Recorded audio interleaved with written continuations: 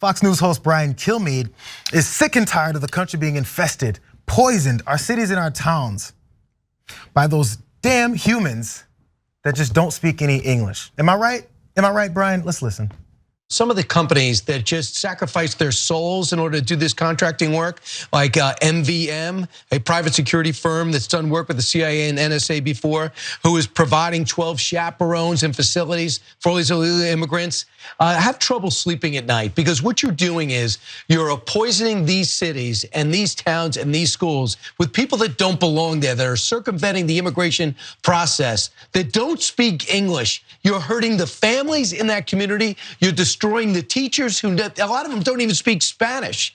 Now they have to know Portuguese or Chinese or who knows where they're coming from. And all of a sudden your tax dollars and your kids are going to school instead of a 15-person class. There's 36 in that class, 15 of which to need all the teachers' attention. Those useless humans, can you believe it? Now, there's details behind what he was talking about there, and I wanna get into all that. There's many layers to this, but first, I want immediate responses to just that. The hateful rhetoric there, just about, hey, they're filling up our classes. Literally, he said poisoning our cities and our towns with their presence because they don't speak English. My first thought was, what? What are you talking about, sir? I can't make heads or tails of what points he's trying to make. My second thing is, sometimes there are Fox segments where I wish I could just sit down with the person talking and ask them to get more specific. What towns, Brian? What towns? What cities? What schools? Also, if you're mad that there's 36 kids in a class instead of 15, maybe you should advocate for more school funding so more teachers can be hired. I mean, and also poisoning. Like, that's an interesting word to use when you're a person who advocates for complete corporate freedom when it comes to poisoning literal environments. Like, I don't understand what he said, and I don't think it makes a lot of sense. But I'm sure that for whatever Fox viewers were watching, it kind of made a dog whistle amount of sense to them. Yeah, I don't know if you were referring to Tucker Carlson when you were talking about, other Fox News hosts who talk about this kind of stuff all the time. But like, he's been ramping up the whole great replacement idea that like somehow voter demographics are coming in, intentionally to help the Democrats swing elections or something like that. And time again, when you see Fox News hosts vilifying immigrants, and by the way, I mean, unless you're indigenous, like every single person at one point or another, your family is immigrated to North America. The statistics don't bear it out either. Like at the end of the day, immigrants are not the ones who are overwhelmingly committing crimes in regions that they immigrate to compared to like, native-born citizens or anything like that. Like over time and time again, when you actually look at the data, that's not the reality of the situation. But that's also what a snowflake. What a snowflake. He can't stand being around. Like, how are you so upset by listening to people speak another language? If you're so upset by it, learn Spanish. Like, Spanish is not that difficult to learn the basics of. If you want to understand people speaking another language, it's so wimpy and it's so whiny. And I don't understand how they get away over and over again with branding themselves as the party of toughness and the party of working hard, because all they do is sit there and whine about things that really shouldn't matter to them.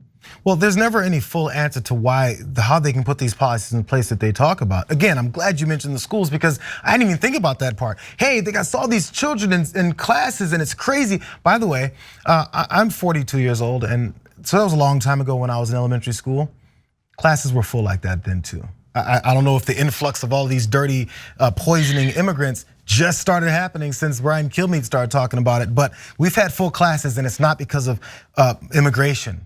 It's because we don't care about schools, we don't care about our education, unless you're wealthy enough to put your children in schools where you have to pay exorbitant amounts to be able for them to be in classes where they can get more solo attention. And then after that doesn't work, there's been so many stories today that have all linked together because we talk about teachers needing this kind of assistance or needing kind of help to get the kind of to get education done the way it should be done, and we don't care about that part.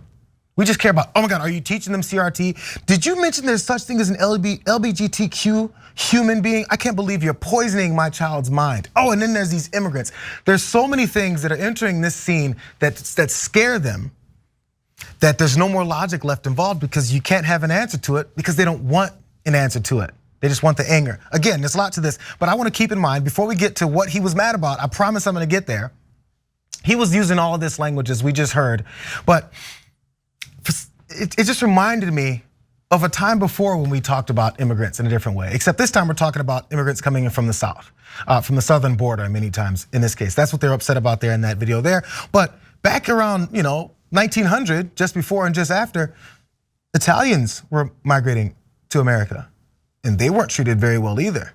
And I'm not sure if we're looking to go back to those times, but again, remembering what he said and think about the time that in 1891, there was a mass lynchings done of a bunch of Italians over a police officer being killed, and they were all accused of it, so they just went to killing them all. And even when that happened, that kind of violence happened, state-sanctioned violence happened, things like this were written in the New York Times at the time. These sneaking and cowardly Sicilians, the descendants of bandits and assassins who have transported to this country the lawless passions, the cutthroat practices, and the oath-bound societies of their native country, are to us a pest without mitigation. Our own rattlesnakes are as good citizens as they. Lynch, who was a part of this law, the lynch law was the only course to open the people of New Orleans to stay the issue of a new license to the mafia to continue its bloody practices. Crazy. Also because the immigrants were portrayed in parts of the media as ignorant. Remember this, remember what we're saying right now, as ignorant, insular, superstitious, lazy, prone to crime, ignorant of the law, ignorant of democracy, and prone to righting wrongs with personal vendettas and acts of violence. Even their food was seen as alien. One popular book published in 1907 stated baldly that immigrants from Eastern and Southern Europe are storming the Nordic ramparts of the United States and mongrelizing the good old American stock. That sounds like something said just yesterday on Fox News. I mean, isn't he Irish? Isn't he Irish? Weren't they kind of similarly perturbed that the Irish were coming over at a certain point in American history? Weren't there signs up in windows that said no Irish need apply for the help wanted job opening? Like, come on, dude, come on. I need you to stop teaching that critical race theory there. Lance, before I go to more of these details, are you thinking already or not? Because I got more. I do have one really pressing question. Yeah. Why does he pronounce China, China? Is that a Trump thing? Why does that keep happening? I didn't notice that. He did there too? Yeah. Oh, well, I guess he's, eventually when you follow someone close enough, you start to take on a little bit of their accents, some of their wording, he's code switching, that's what you're saying. Yeah, it's like the diphthongs of the despots, and they're all sort of embodying them. One particular Twitter user did point out this irony. By the way, so there was 2 tweets that he did point out. The first one was Fox Nation promoting something oddly for Brian Kilmeade that he's doing. This is what the tweet says. Kilmeade recounts the extraordinary journey millions of immigrants took to start a new life in the land of the free and in a new season of What Made America Great. Read more below. So they're promoting a piece that Brian Kilmeade is a part of that's celebrating immigration in the past. In the past, like back when we treated them that way and said those types of things, wrote those types of articles, murdered tons of them, kind of like what we still say about different immigrants now.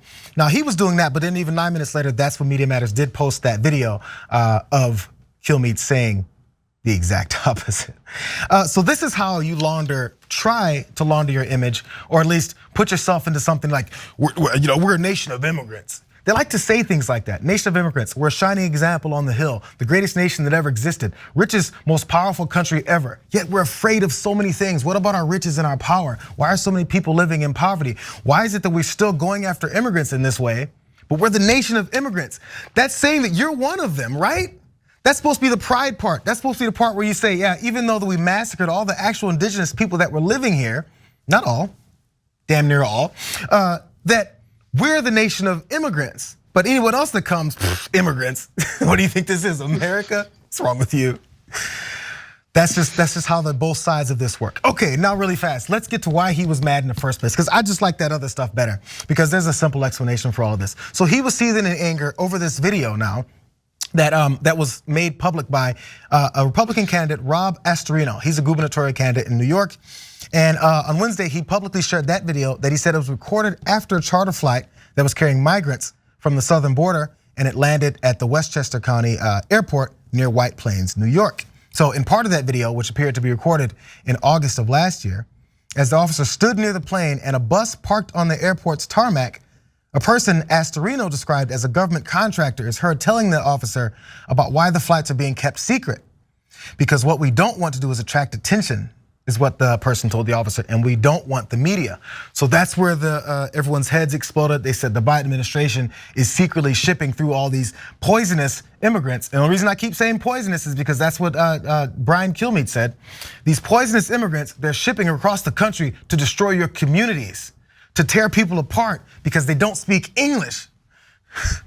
So, well, you know what? Yeah. I bet they were better behaved on their flight than most white Americans are or have been since the pandemic started on their flights. I haven't heard of any instances of people throwing beverages or getting in fights with flight attendants. So they actually must have been better at flying than most of us.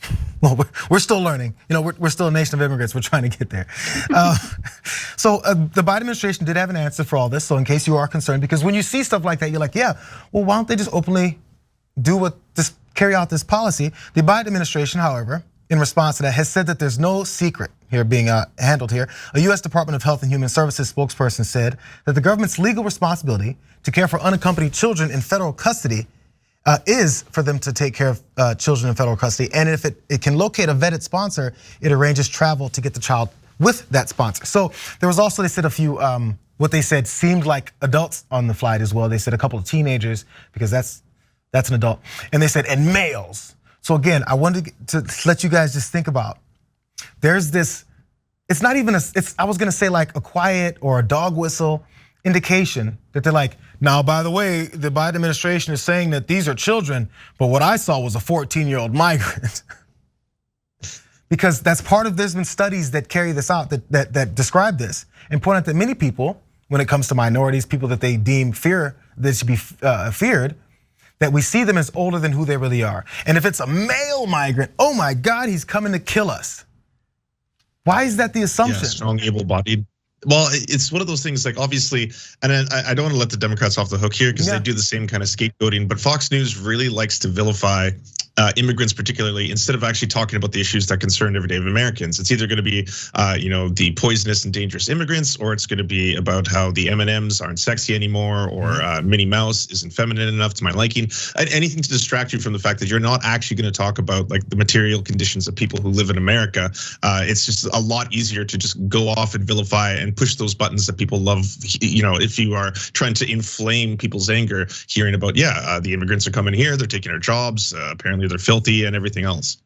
Yeah, you mentioned people like Fox News viewers, and really it seems like at the root of all of this is a fear of the toppling of the white Anglo patriarchy in the US. Everybody who is afraid of white men no longer being the ones who are in charge are going to be afraid of young, browner men coming across the border, taking our women, taking our jobs, running our country, teaching our children, and it's all clearly tied back to that fear, and it's really transparent, but it's also really durable.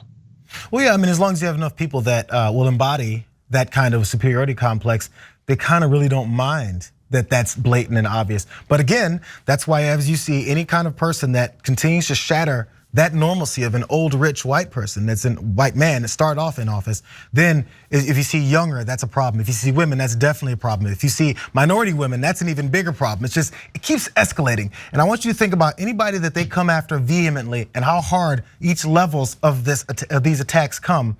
And you'll find that as you add those types of things that get further and further from this archetype of a perfect American, they don't like it.